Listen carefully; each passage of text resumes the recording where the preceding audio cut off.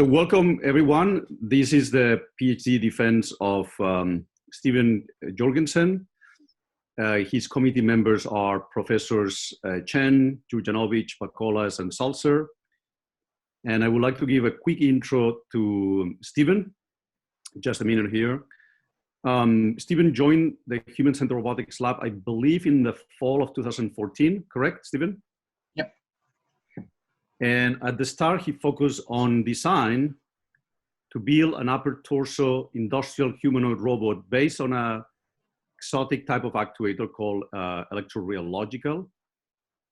And at the same time, he started interacting with NASA Johnson Space Center under an ongoing collaboration with our lab in robotics control.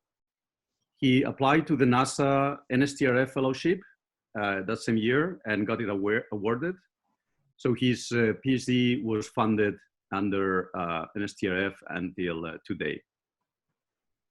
Although Steven started with the mechanical design, so to speak, and actuator design, or characterization, the bulk of his PhD is on controls of robots, but in particular humanoid robots, which is an expertise of the lab. There is only a handful of theses in this country on humanoids controls. And Steven has mastered many corners of the humanoid control stack. He explored control of redundant degrees of freedom with a humanoid head, a mechanized head. He then worked on control architectures for humanoid dynamic walking. He was instrumental in making Mercury walk, a biped robot. He then started working with Valkyrie for multi-level control to avoid overheating while balancing. He led a very nice demonstration of Valkyrie, the humanoid robot at NASA, disposing of bombs with a large integration group at NASA as well. And more recently, he developed local manipulation, I mean locomotion and manipulation algorithms to allow robots to perform what they have to do, move around and manipulate the environment. His last piece of work has been on new types of control architectures for humanoids, in particular those that have to walk with line feet. Line feet means that the feet doesn't have a roll joint, so it's almost like walking on the edge of a sidewalk. It's a little bit harder, and then we have one in the lab that can do that. So that's all for my introduction, and the logistics is going to be that he's going to present his slides. After we finish, we'll open for questions from the public, not yet from the committee.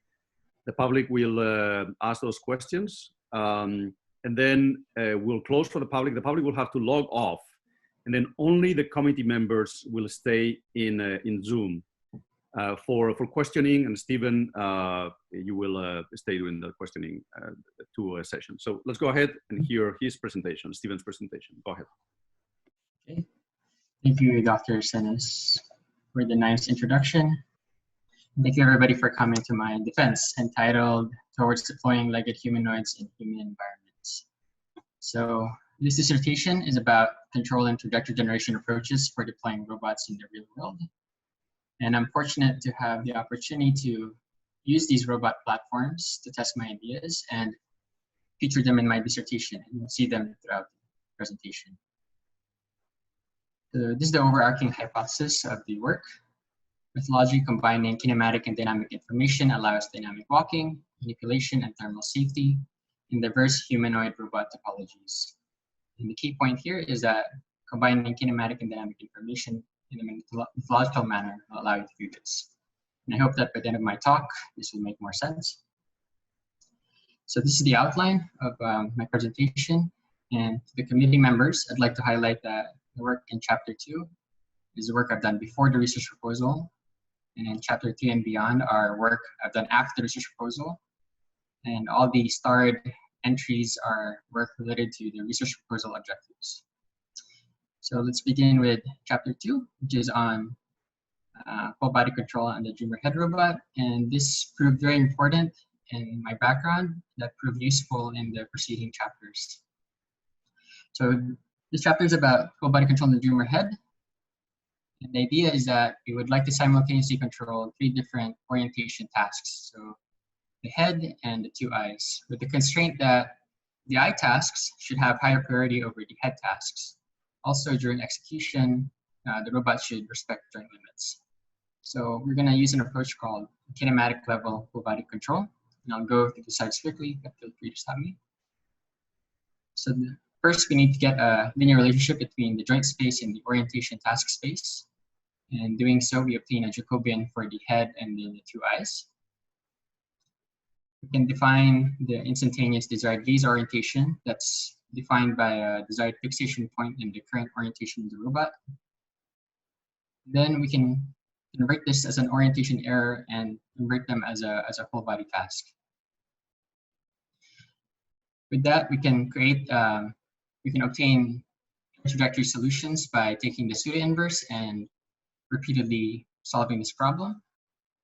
And then through null space prioritization and null space projection, we can include hierarchies for the head and orientation tasks. And through recursion, we can add more prioritized tasks. We also add this intermediate value solutions whenever joint limits gets activated. So all of these together, we can provide the following behavior. So this is the dreamer head performing this vestibulo-ocular reflex. So dreamer maintains a desired gaze direction despite head movement. So here the robot the head is tracing a large square and dreamer is able to maintain a fixation point. So the eye tasks never get violated and also the joint limits are satisfied. So chapter 2 has some minor contributions. We formulated instantaneous desired gaze orientation. We created a whole body control with task hierarchy of only orientation task and satisfying joint limits. We made a work available in archive, and we also presented this at South by Southwest. And one of the demonstrations is showing that we can combine this with a human detection algorithm and the head can track human. So as I mentioned before, my work in the full body control in the dreamer head proved very useful in how I approach the other problems in the chapters, especially with the passive ankle biped project. So after the research proposal, I had the opportunity to work with our postdoc, Dong-Hyun Kim, on his passive ankle biped walking. So this is Hume performing dynamic biped stabilization before I came into the project. And at most, it can take a maximum of 18 steps, and it's very difficult to reproduce. But I think it's also important to see or understand why this problem is so difficult. So how hard is 3D biped walking? And the answer is it depends on your robot morphology and also the control scheme you select. So for example, Valkyrie, having a large feet, 60-degree freedom legs, and good torque control, is able to precisely control its center of mass behavior and can perform fully controlled walking motions. Compared to Hume, where you have a point foot, 3-degree freedom legs, poor torque efficiency, so it can't control its center of mass behavior directly and has to reactively balance. So what do I mean by fully controlled versus reactive balance? Here's 2 videos showing that. On the left, we have the Atlas robot controlled by Team MIT in the DARPA Robotics Challenge. And here, Atlas walks with controlling the center of mass behavior precisely. And on the right, we have the Cassia robot from Agility Robotics performing reactive walking by continuously taking footsteps and not directly controlling its center of mass. So Hume falls more into this category. So in this chapter, we're controlling Mercury, which is an upgraded version of Hume. And we've done this to reduce the walking difficulty. So we've done a lot of hardware upgrades to Hume. For example, we added passive ankles to restrict the uncontrollable yaw. We changed the IMU to improve the orientation state estimate. We added contact switch to detect early contacts, added carbon shells to remove structural deflection, and also improved electronics and harnessing. But all of this was still not enough to enable 3D dynamic stabilization. So this is the robot after all the hardware upgrades. And at most, it can take 4 steps, so it was still a difficult problem. And this is where I came into the project, and there's a lot of results in this work. And I just want to highlight my own contributions to the project to enable 3D biped walking. And I'll first talk about the 2, which is about prioritizing the tracking of kinematic tasks. So what is important for dynamic reactive walking? At first, we thought that if we have good torque control, we'll be able to be compliant with the rough terrain, and we can improve the control of full body dynamics. But actually, the data shows that there's a trade-off between torque tracking and position tracking. And the previous control architecture, which I'll go over in a second, had a poor position tracking from efficiency losses and an inaccurate dynamic model. So if you have poor position tracking, that means you have poor footstep landing locations. So we had a new hypothesis, and that is if we increase the landing location accuracy, then you'll have better dynamic reactive walking. So we need better position control. This turns out to be true. So this is the whole body control used on Hume. There's a whole body controller that outputs desired joint torques, and it gets sent down to a low-level joint torque controller. And this architecture assumes that there's an ideal low-level torque controller. But there's some distinct advantages with this approach. So first, it requires an accurate dynamic model of the robot. And also the assumption that you have an ideal low-level torque control is unrealistic. If you look closely at the joint torque control block, even if we have perfect force feedback, there's an unknown efficiency loss from this linkage structure. Another problem is that there's non-collocated control. So the sense joint states undergo through many transformations before we obtain a torque to command the robot. But we know that there's some robots with poor torque control, like hydraulic robots, that are able to perform dynamic motions. So if you look at their control architecture, this is the one found in hydraulic humanoids like Atlas and Sarcos. They have a whole body control that outputs torques as before, but they also have joint acceleration outputs that gets integrated to obtain joint position and velocity, and this gets sent down to a low-level joint position controller. So primarily, this is a joint position control robot with feed-forward torques. And if we lower the position gains, we reflect more as a torque control robot. And the primary benefit of this control architecture is that there's co-location at the low level. So the joint states that we sense is what we control. There's some disadvantages. For example, there's an integrator that requires, again, on a decent dynamic model. You also have to worry about integration windup. And for the most part, this is a stiff position control robot. So with that in mind, and to prioritize the tracking of kinematic tasks, we propose a new control architecture. So what we do is we split the whole body control layer into two parts. We have the kinematic whole body control layer that computes desired joint position and velocities, and that gets sent down immediately to a joint position controller. And it also computes joint accelerations that acts as reference for a dynamic whole body control layer that outputs feed-forward torques that only help the desired position tracking. So this structure properly exploits the kinematic and dynamic information. So because the kinematic level is only used to compute kinematic trajectories, we only see kinematic types of error, so linkage lengths and locations of the joints. And the dynamic level, because it only finds feed-forward torques, it's only there to improve the tracking, to help with the joint position tracking. There's also no integration of joint accelerations, and we still retain the benefit that there's co-location at the low level where the joint states we sense is what we control. So this is the kinematic whole body control layer with equations showing very similar, actually it's the same as the Dreamer head robot we saw earlier. And then the dynamic whole body control layer is a quadratic program that computes torque feed-forward commands by trying to follow the reference rate acceleration as much as possible while satisfying dynamic constraints. It also has a benefit of enabling smooth contact transitions while walking.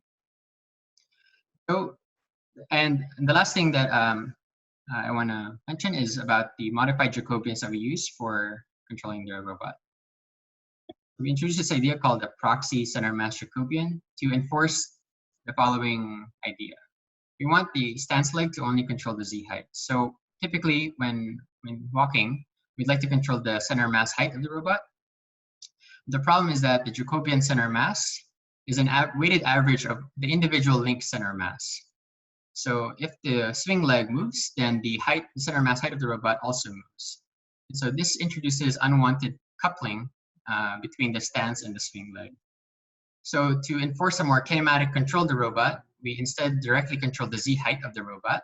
So that means that only the stance leg will control the z height of the robot. So in essence, this removes unwanted coupling from an inaccurate dynamic model. We do the same thing with the swing foot Jacobian. So with the swing foot Jacobian, a standard computation would involve having the base joint also influence the swing foot position. So that means that after prioritization, the stance leg the movement of the stance will also contribute to the control of the swing foot of the robot. So to decouple the tasks, what we do is ensure we zero out the terms from the floating base joints and ensure that only the swing leg controls the swing foot motions. So with these ideas and these modified Jacobians, we have some improved stabilization performance. So this is the result that we obtained. We can get 35 to 50 steps, and it's reproducible. That's Dong Hyun, who did a lot of the gain tuning for this work. And with more tuning, so a couple of months later, we can also perform disturbance rejection. It's very reproducible. So one thing I'd like to point out is that you know, we've done something right when the lead experimenter is willing to move away from the robot and try to disturb it by throwing paper towels. Later we have these experiments are not because there is no more toilet paper. I said, yeah. I said these experiments are not possible today anymore. Yes. Another thing is that we've also stopped counting steps. So that means that we've I think we've really done a good job with balancing this robot. Because we can land footstep locations now, we can also do directed walking motions, and we've also shown that it can perform walking motions on rough terrain and also on other robots. And we published this in International Journal of Robotics Research, which is a top journal, with my collaborators. Okay. So in chapter 3, these are the contributions. We formulated a new whole body control that finds desired kinematic configurations and then finds torques that help those tracking. And we utilize low-level position control with torque feed forward to improve foot landing location. We made these task-specific Jacobians for walking to properly assign joints to rotation tasks. And we published these results to humanoids and IGRR. So in the next chapter, we take a lot of the lessons learned in the Mercury biped and put it on the Draco biped robot. One key difference is that the Draco biped robot has 2 extra degrees of freedom per leg, so it can also perform yaw and pitch control of the foot.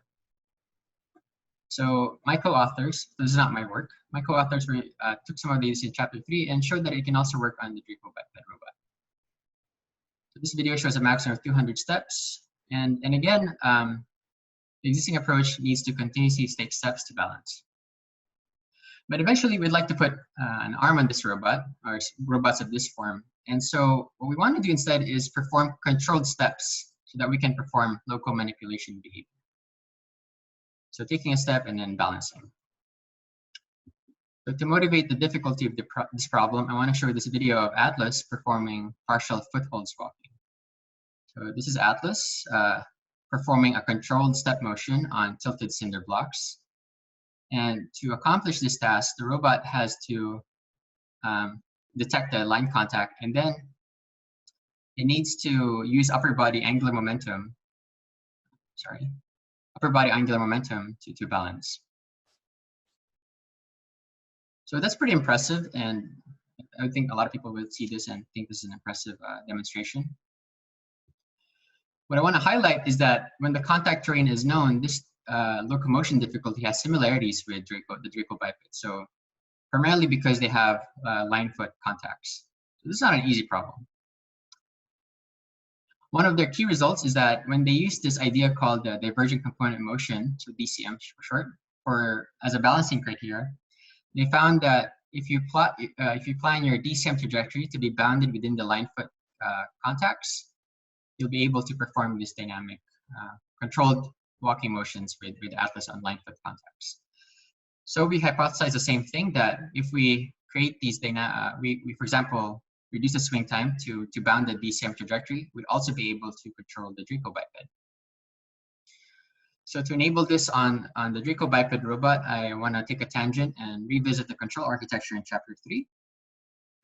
So in chapter 3, there's this disadvantage that I glossed over, and primarily that the kinematic and dynamic whole body controllers can output commands that can have a conflict. So the joint tasks, the desired joint tasks, and the computed torque feed forwards might not be compatible because this is trying to satisfy some dynamic constraints.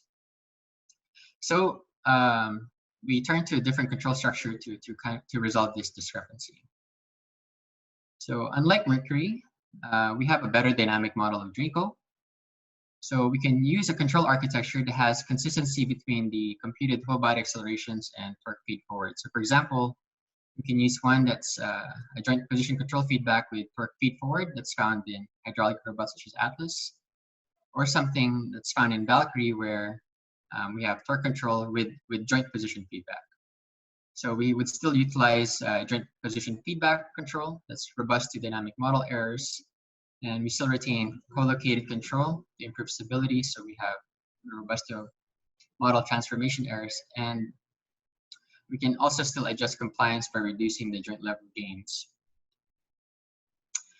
We also propose a new whole body control architecture that also attempts to resolve this discrepancy. And it also has some minor benefits to, over the previous architecture. So for example, we can perform desired reaction force tracking to bias the results. The hierarchy is implicit because we just set the weights of these tasks. We don't have to compute pseudo inverses to satisfy contact constraints, and we can schedule contact transitions.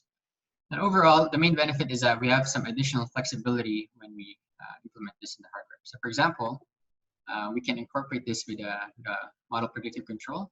For example, this is one that's used in the MIT Cheetah robot, where there's a centroidal model for the robot, and it automatically finds reaction forces to track reference trajectories better. So we can combine this with IHWBC and obtain improved tracking behavior. So here Draco is, first of all, it's dynamically balancing on double support, and also we can perform this sway task where the center of mass enters the support limits as much as possible. And without the MPC, you have to be more conservative with your sway magnitude. So going back to controlled walking, because we're using these DCM-based criteria for walking, what we can do is plot footsteps, and we can tune the temporal parameters so that the DCM trajectory is bounded within these line foot contacts. We can also replan new DCM trajectories after every step. So one of the clear benefits is that we can take in-place steps without drifting around. So the video I showed earlier had the robot drifting around for in-place steps. But here we can take in-place steps, so it's controlled walking, and the key point is that at the end of this trajectory, the robot is in a balancing configuration. So we're able to capture the state of the robot. Because we can perform controlled walking behaviors, we can also do controlled single-step behaviors. So this is the robot performing single-step forward motions and single-step backward motions. We can also perform the two-step strafing and turning motions. So this is the robot strafing left and right and turning. And of course, we can put together the desired footstep landing locations and get a continuous walking behavior as before. So here's a robot walking continuously backwards with multiple steps. And again, the DCM trajectories end in a balanced state, so we can perform controlled walking. And the balance criteria is satisfied because the DCM trajectories is maintained within the support compound. So chronologically, this is the last project I worked on in UT. And so far we only showed preliminary double support balancing the Draco hardware, and this is me disturbing the robot. So we don't have to take steps to balance, and we can take double support balance. So these are chapter support contributions. We propose this new whole body control formulation to maximize flexibility during hardware implementation, for example, implementing an MPC with the robot. In simulation, we demonstrated that we can perform controlled DCM base walking on a line foot biped. And we've also demonstrated some initial hardware demonstration for double support balancing. There's some further pending hardware demonstrations and system level paper with collaborators. Okay, so the next few chapters will be more related to my research proposal objectives. And in chapter 5, one of my goals in my research proposal is to incorporate low-level thermal dynamics as part of the high-level decision-making of the robot. And here we've accomplished that with the Valkyrie robot by performing thermal recovery behaviors. So this is Valkyrie performing motions while balancing on a single leg. And this is one of the demos that we show at NASA. to show the Valkyrie platform. And after doing these motions for a little bit, Valkyrie starts to heat up, and an operator has to consistently watch the temperature gauges, and if the temperatures rise to a certain level, we have to turn off the robot and hoist it up and wait for the actuators to cool down. But long-term deployments of robots require effective thermal management. And right now, this is how we do thermal management. So in an initial design phase, you can include appropriate heat dissipation techniques. You can maybe involve novel materials to insulate the heat better, or you can incorporate active cooling methods such as forced convection and liquid cooling. So this is in the initial design phase. But when the robot is built, you can't really do much with the design. And so the only option you have is turning off the robot. If you turn off the robot, then that means the robot has to stand up again. And right now, it's well known that it's very difficult to stand up from a turned off state. So the proposed approach in this chapter is the following. What we're going to do is use a thermal model to predict future temperatures. And we want to find configurations that will cool down the actuators as fast as possible.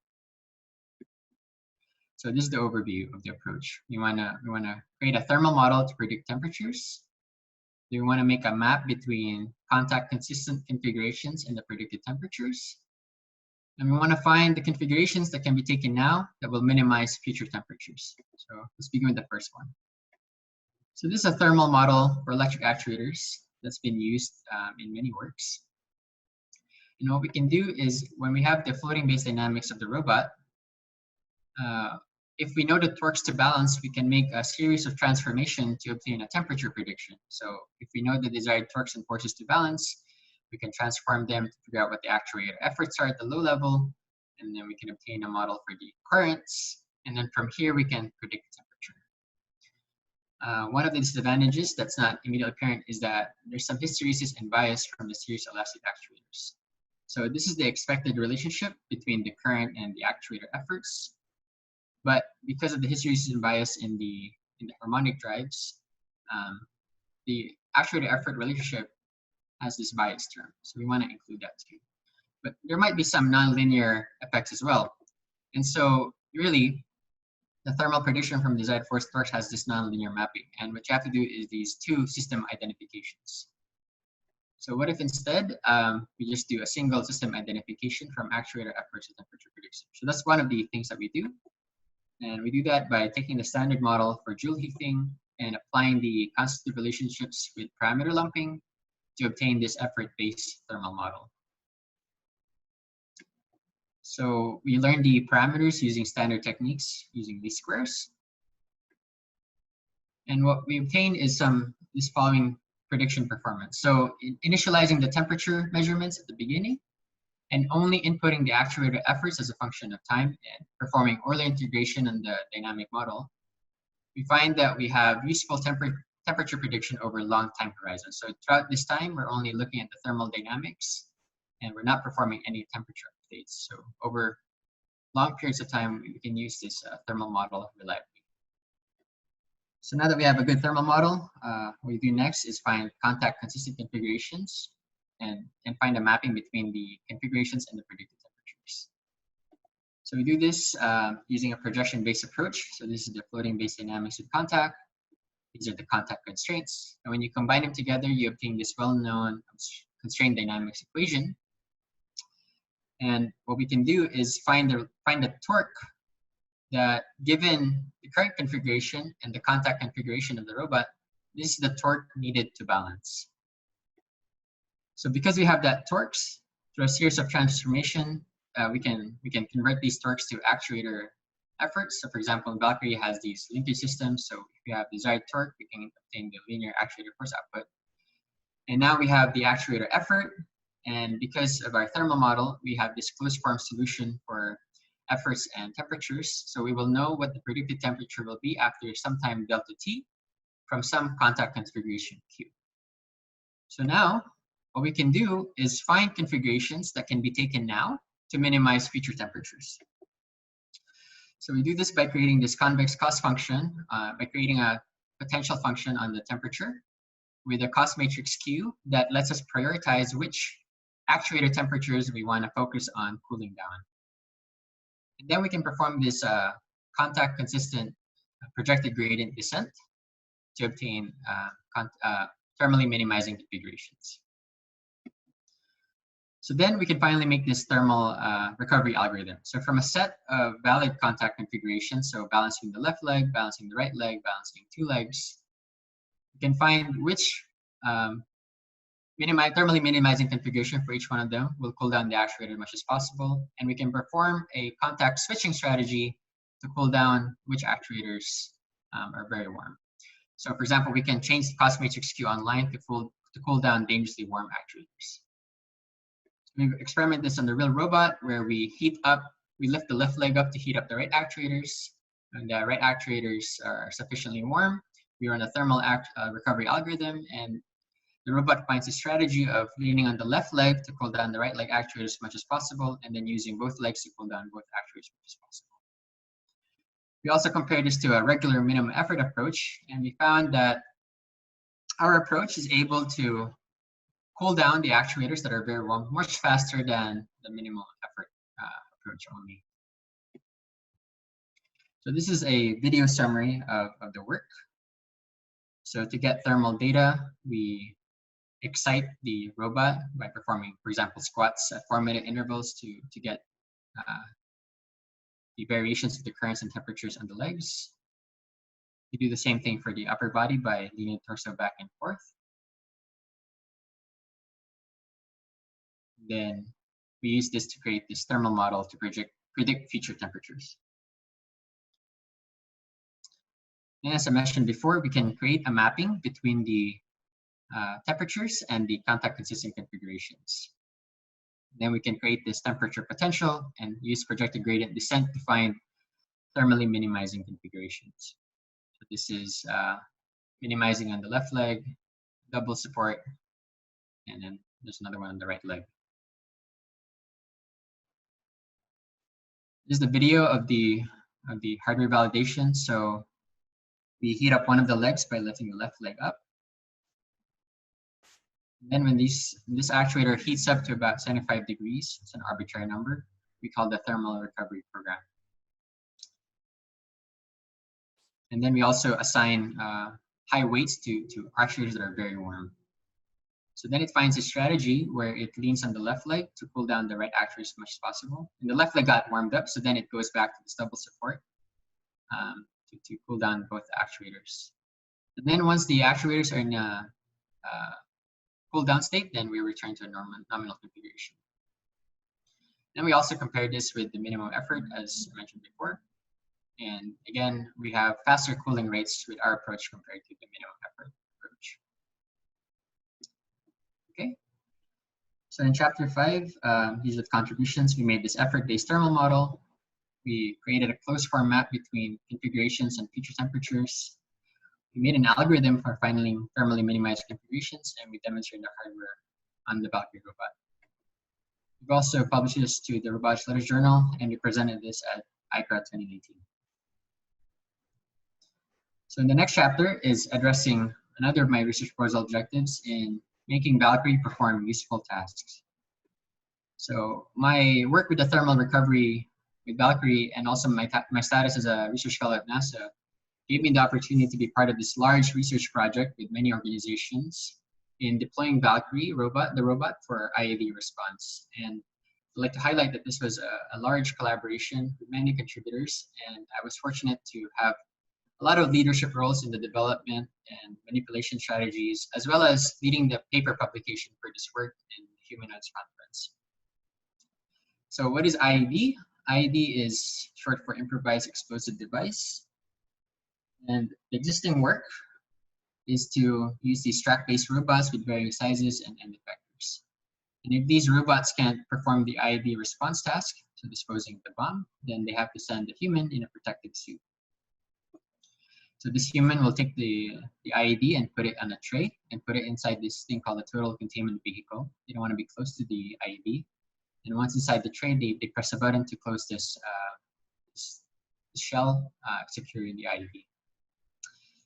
So this is a new application for humanoid robots because track-based robots are reaching its limits in the field deployment, and And our partner, CTCSO, has an interest in using humanoids for IAD response. And they've mentioned that they want to use humanoids because it can traverse rough terrain, enter narrow passageways, tight spaces, can manipulate objects, reach high places, and of course, a bunch of other benefits. So we conducted this feasibility study on, can a humanoid be used for IAD response? And we do this by simulating an urban setting for humanoid IAD response. We try to showcase the humanoid capability. And we also, more importantly, gather robustness and user-centered insights to identify key areas for improvement from repeated testing. So we collaborated with CTSO to make this IAD response scenario where the robot starts here, has to cross these uneven terrain, go through a narrow gap, open the door, and put the IAD in the tray. This is the robot's view of the uneven terrain with potholes. So this is simulating a sidewalk with potholes or uneven sidewalk. And then the robot has to cross this narrow gap. So simulating, for example, 2 parked cars or anything that has a narrow gap in them. The robot has to go to the door, open it. There's a suspected IAD. It has to make an inspection. And then the robot needs to grab it and deliver it to the TCV. So the robot will have to put the IAD in this tray, push the tray down inside TCV, and press the button to close the TCV containing the IAD. This TCV tray is quite tall, and having a humanoid form factor lets you reach high places. So if you have a small track-based robot, maybe you can cross the narrow gap and open the door and grab the bag, but probably you won't be able to put the IAD in the tray. And if you have a large track robot, you can probably do the uneven terrain task and the door and the tray, but you won't be able to go to the narrow gap. So this is where the humanoid form factor comes in. So some task requirements, they asked us so that we do the IAD response in under an hour. And we should not inadvertently engage the IAD by dropping it, for example. And the robot must be fully operational until the IAD has been secured. The operator must also not have direct visual access to the robot. So we have some enabling technologies that do this. So we use the Valkyrie robot with a momentum-based full body controller, and it uses this control architecture that I mentioned before. We've also developed a lot of user interfaces to enable waypoint-based navigation. You drop a waypoint, the robot footsteps and walks to the designated waypoint. We use bounding box approximations to avoid obstacles while walking. And we use affordance templates and state machines to manipulate the environment. This is a waypoint-based navigation by our collaborators where we scan the area for planar regions, automatically plot footsteps, and use this to cross the uneven terrain narrow gap. As an example, we put a footstep down and we have a preview of the footsteps and the walking trajectory. If the operator likes it, then he can press execute. This is a close-up view of the bounding box approximation. And this is the affordance template-based manipulation. So you can drag this marker around. We would have the stance location where you should stand to operate the robot, the door. And this affordance template tells the robot how to open the door using waypoints. So this is a video of the feasibility video demonstration. So this is Valkyrie crossing the uneven terrain. So the user plotted a waypoint at the end, and then the user pressed go to execute on the robot.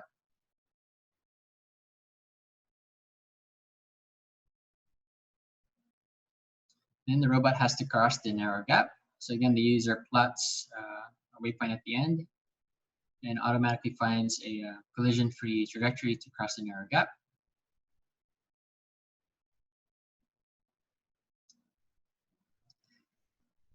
Then after crossing the narrow gap, the robot has to open the door. So it walks the stance and it grabs the door handle, pulls it, and retreats. It reorients, uses the left hand to open the door. It backs up the scan. And then we perform this ingress motion. So we use bounding box approximations to avoid collisions again. And the user now puts a template for the door handle, for the bag, sorry, so that we can grab the bag. And once we've secured the bag, we perform this egress motion. Then the user has to put a waypoint to walk to the TCV.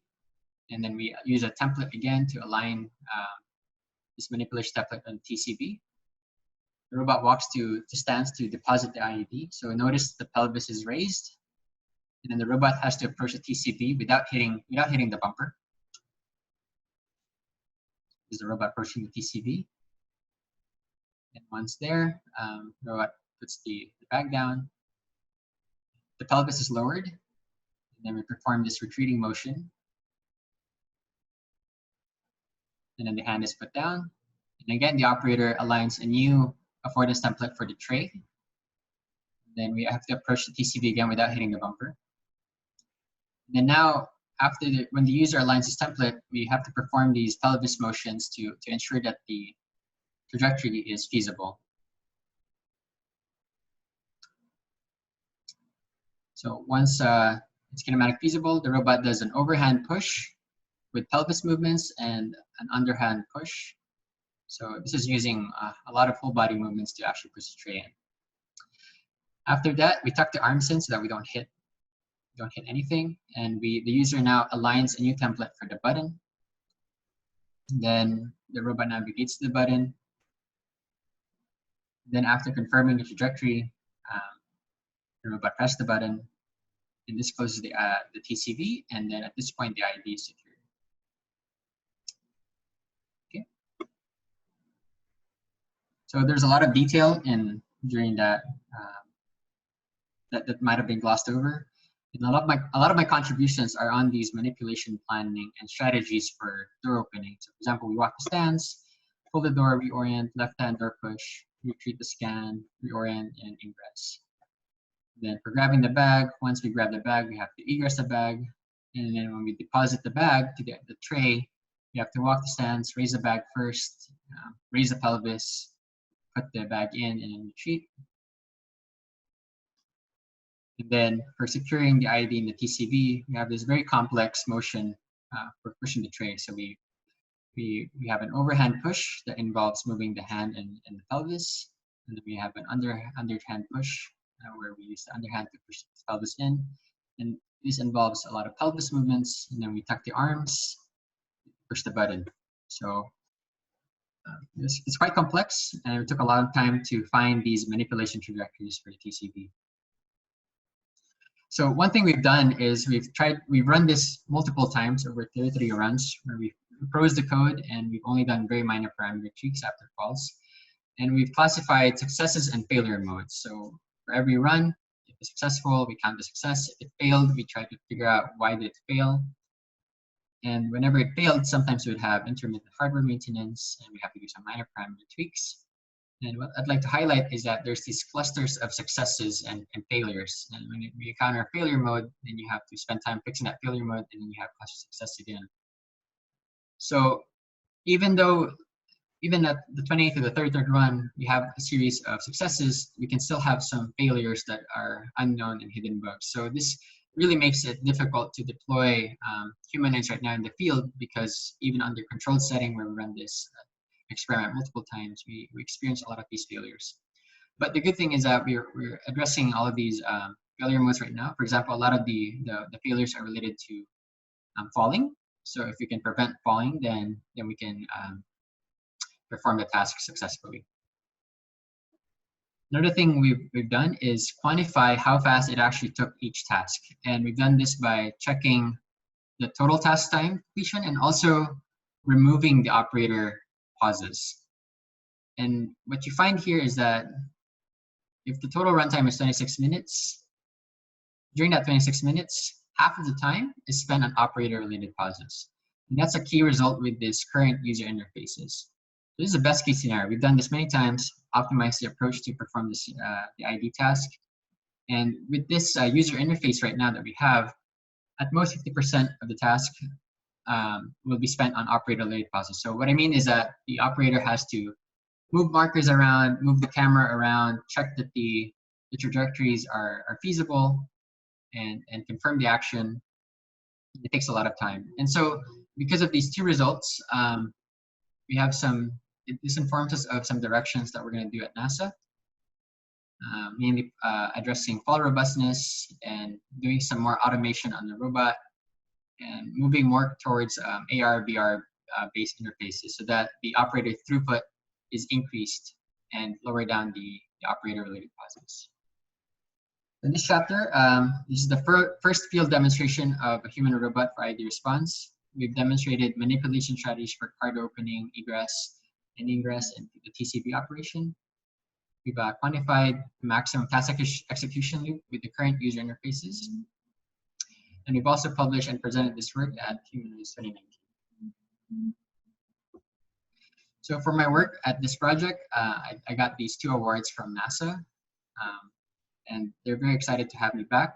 They've offered me a full-time position that I'm going to take after I graduate. Yeah.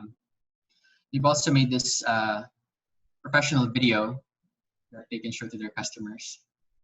We can watch them later if desired. Finally, we're nearing the end of the talk. And chapter 7 is addressing one of my final research proposal objectives, and that is in trying to create a way to generate fast trajectories for performing local manipulation. So we do that by finding local manipulation plans in the locomotion constraint manifold. So local manipulation is really just locomotion and manipulation together.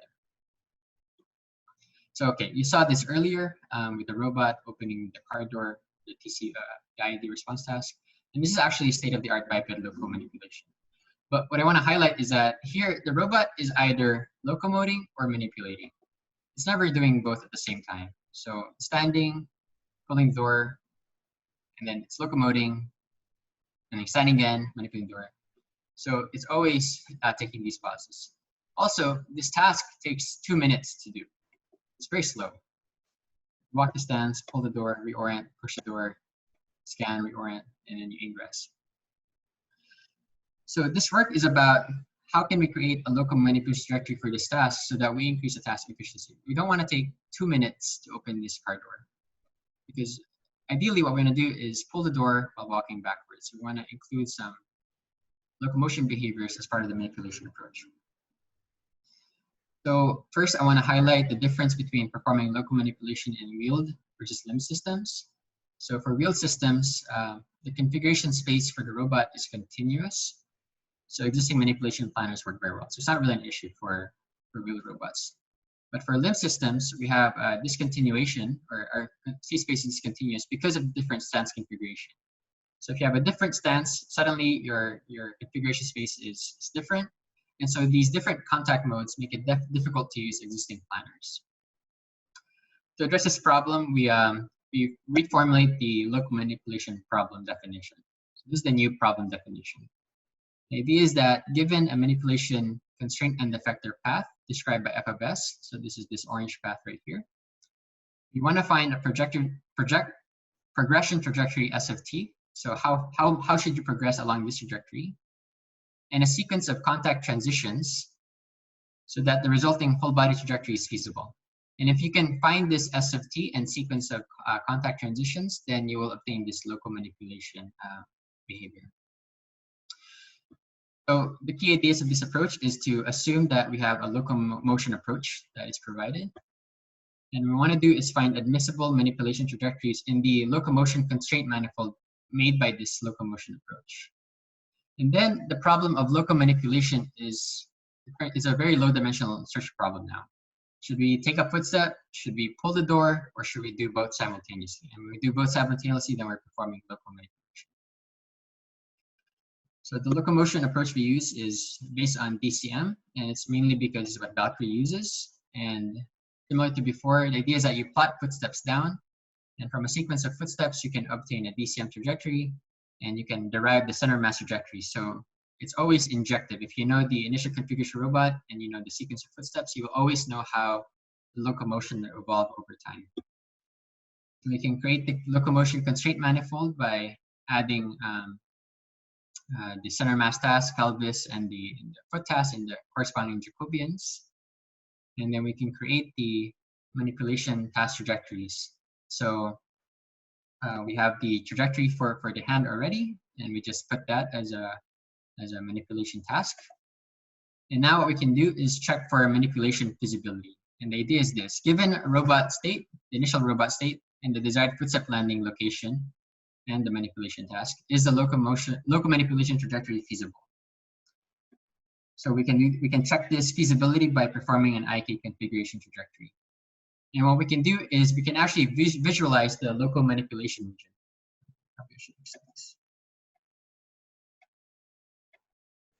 So we propose this idea called the local manipulability region. And essentially what it does is extend the familiar reachability region in robotics.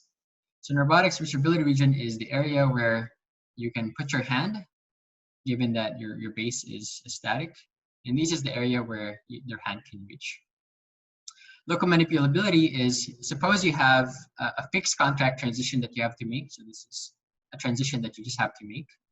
What is the area, where can your hand be? And wherever this hand can be, and while making this contact transition, that will be your local manipulability region. And notice that this is a subset of the reachability region. We can do the same thing for the contact transition space. So reachability and contact transition is where can my foot land, essentially, the feasibility region where my foot can land. And local manipulability is assuming that you fix your hand, so this hand is fixed, where can I take a step? So this is the local manipulability region. So actually using the IK trajectory approach to figure out if it's feasible or not is possible, but it's also very expensive. And what we can instead do is we can try to learn these local manipulability regions. So we do that using a neural network. And we find that using this neural network to classify whether a trajectory is feasible or not, we obtain a 3 orders of magnitude speed when we use this neural network classifier. So now that we've learned the local manipulation regions, we can also use an A-star approach to find the feasible local manipulation trajectory. And again, the problem is now very simple. Should we manipulate the object? Should we take a footstep, or should we do both at the same time? And if we use these edge costs and heuristics, we'll be able to obtain a local manipulation trajectory. So the classifier is used to figure out if this transition is feasible or not. And if it's feasible, then this edge is valid. Otherwise, we prune invalid edges. And we also use a classifier to quantify how likely is it to perform that local manipulation trajectory. So we quantify feasibility. So this is the results, the visualization of the results. So again, we learned the local manipulability regions to prune edges and speed up finding trajectories. This is a robot performing a door opening, local manipulating. And then of course, because this is a general framework, we're not restricted to a single hand manipulation. We can put the same constraint on another hand, and we can perform bimanual manipulation of a cart. So the classifier returns fast candidates to goal vertex, taking under 10 seconds. Without the classifier, it would take less than a minute. And I'd like to highlight that there's a slowdown with the reconstruction step. So when we obtain a candidate plan, we reconstruct the entire trajectory to make sure it's feasible. And one of the criticisms we got in this work is that, well, do you really get a benefit for doing this approach? And the answer is yes, because other works, usually they report the candidate plan as a final plan. And there's also no restrictions on the joint limits. But when you incorporate the limitation that we actually want a final plan to work, and we have joint limits, then this is a very good result. Another thing is that existing local manipulation approaches takes maybe 10 to 20 minutes to solve the trajectory. We can do it in under a minute. So even without the classifier, we have a method for generating local manipulation trajectories very fast. This is the contribution. We have a novel method to compute, visualize, and learn local manipulability regions. We've transformed the problem as a low-dimensional search problem. We made a fast-weighted A-star approach to find satisfying local manipulation plans. And this work has been accepted for presentation at ICAR 2020. So in conclusion, we studied key approaches for task coordination on complex and integrating mobility and manipulation platforms on the Dreamer head, the Mercury robot, the Draco robot with line foot. We performed a lot of whole body control on the Valkyrie robot for thermal recovery, IED response, and also performing local manipulation. We've explored a lot of multiple architectures in depth, and we have the following conclusions. Essentially, if you have a poorly modeled robots, they should rely more on kinematics, and the dynamics only used to aid the kinematic tracking. Otherwise, if we have good dynamics models, then dynamic-based architecture outperforms. We've also shown that dynamic models can provide increased efficiency and thermal safety, as shown by thermal recovery and the local manipulation project. And finally, we publish results to conferences and journals. And these are my published works at UT Austin. And the starred entries appear in the dissertation. Okay, that is the presentation component of my defense. All right, so thank you, Stephen. And now we're gonna open the floor for non-committee members to ask a few questions. So please go ahead and ask your questions.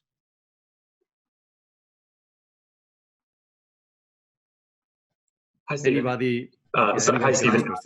Adam Olivato here. Thanks for the presentation. Definitely some impactful and interesting work. I had one question on your chapter 5, specifically on the plots of the actuator temperatures, where you compare it to you compare your approach to the nominal method. Let's go back there.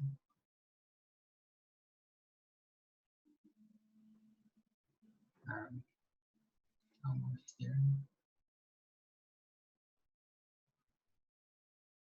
So yeah. Wait, I thought it's this one, no? Oh, the nominal. No, the one where you can, the later one, that graph, yes. Yeah, So can you explain why? So I definitely see that using your approach, the temperature continues to reduce further than it would on the minimum effort only strategy, but why does it then increase again to the value of the minimum effort only strategy? Because in this phase, so we're only balancing on one leg, so the right leg actuator is not doing any work, so it cools down really quickly. But then the left leg heats up, and so when we enter double support, then the right leg is now balancing again, so it heats up to it heats up again. So this is the temperature rate, not the actual temperature. I see. Oh, sorry. Oh, this is the rate of cooling. Okay. Yeah, rate of cooling. So it cools down really quickly when we balance on one leg. So we cool down the other actuator very, very quickly. I see. So I think I was reading this as the temperature, not the rate of temperature, and I was thought, well, what's the point of cooling it if it heats up again? But clearly, yes. Yeah. Yeah, and the other reviewers also had that comment, and yeah, but this is a one clear way to show this big difference. It's a clear way to show that the rate of cooling is the clear benefit. Right, because the signal's quite noisy too, so right. Easier to see on this graph. Okay, makes sense. Thank you. So thank you for nice presentation. It's really great work. Is that okay to ask questions? Of course. Yeah, go ahead. Yeah. So far it's pretty good result and the research impressive. And do you have any comment on your future research? Yeah. So the local manipulation approach that I showed earlier. So right now it's done in simulation, and there's a lot of works that needs to be done to actually deploy in the robot. So I made some assumptions that are quite strong. For example, we assume that there's already a path for manipulating the environment, and so generating that path is actually non-trivial. And when you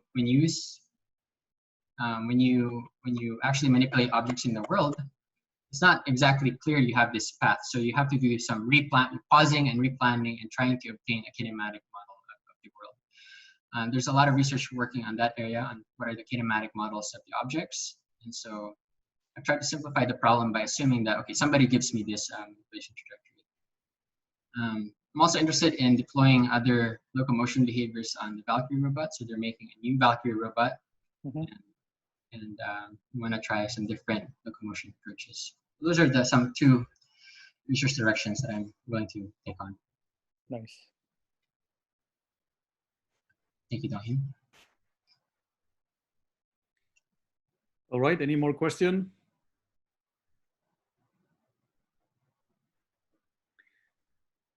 Already. So let's have everyone that is not in the committee log out. I'll wait for that to happen.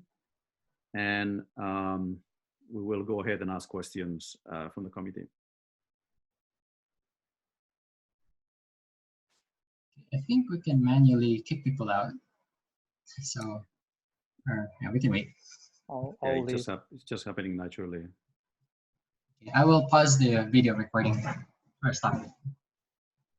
Okay, so we have